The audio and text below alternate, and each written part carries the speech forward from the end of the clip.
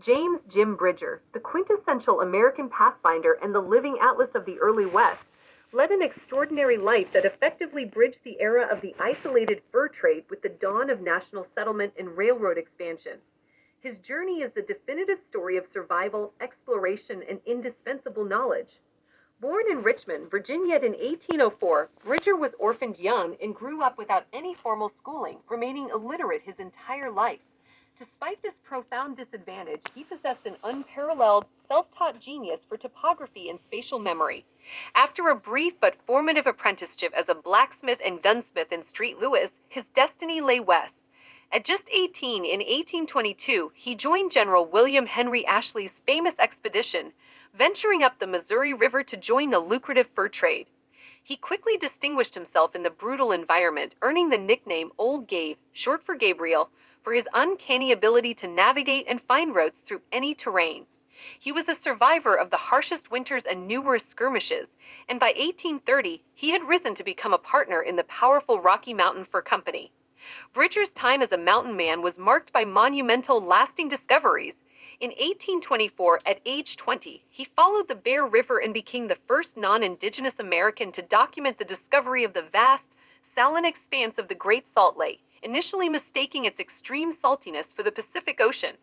He was the first non-Indigenous person to explore and describe the bizarre, steaming features of the Yellowstone region, a land of geysers, hot springs, and mud pots. These descriptions were so fantastic that Easterners dismissed them as Jim Bridger's lies. His iron constitution was legendary. At the 1835 rendezvous, a doctor surgically removed a Blackfeet arrowhead that had been lodged deep in his back for 3 years, a painful ordeal he endured with famous frontier stoicism. Crucially, Bridger integrated with indigenous cultures. He married 3 times to Native American women, including a Flathead and a Shoshone, which provided him with vital cultural and linguistic access, making him fluent in multiple dialects and establishing him as a crucial intermediary and diplomat. As the fur trade collapsed, Bridger shrewdly pivoted to entrepreneurship. In 1843, he co-founded Fort Bridger on the Black's Fork of the Green River. Its location was a stroke of geographical genius, sitting directly at the convergence of the Oregon, Mormon, and California trails. The fort quickly became a critical resupply post, offering essential blacksmith services and supplies for thousands of weary emigrants, making Bridger a wealthy man. However, this prosperity was unstable. Rising tensions with the expanding Mormon pioneers under Brigham Young, driven by disputes over land and traffic control, escalated into conflict. This led to the seizure and burning of Fort Bridger in 1853, effectively ending Bridger's career as an independent businessman and forcing him back into the mountains. His unparalleled topographical knowledge immediately made him the nation's most sought-after resource.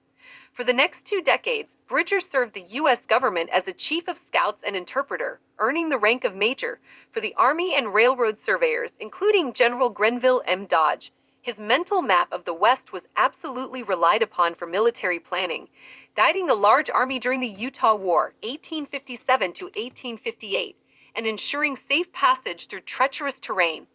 His most important contribution to national infrastructure was the discovery and mapping of the Bridger Pass. This pass offered a shorter, lower, and more level route that was ultimately adopted by the Union Pacific Railroad, directly facilitating the successful completion of the Transcontinental Railroad and irrevocably linking the continent. A lifetime of extreme hardship finally took its toll. Suffering from near blindness due to cataracts and debilitating rheumatism, Jim Bridger retired to his farm in Missouri, where he died in 1881. Just years before his death, official expeditions confirmed his fantastic descriptions of Yellowstone, leading to the creation of the world's first national park and forever vindicating his honesty. His legacy is permanently etched into the American landscape, a true pioneer who navigated, mapped, and guided the nation into the West. This incredible body of work was achieved without any formal recognition or payment in his final years. Despite his monumental contributions, Bridger died penniless on a small farm near Westport, Missouri. It was only posthumously that his significance was truly understood, as his routes and maps became the foundation for America's final push across the continent, solidifying his status as the most indispensable man of the western frontier. Sources include USGS.gov, Jim Bridger's Yellowstone Spinner of Tales, and Wikipedia. There's also a show about him called The Tall Tales of Jim Bridger.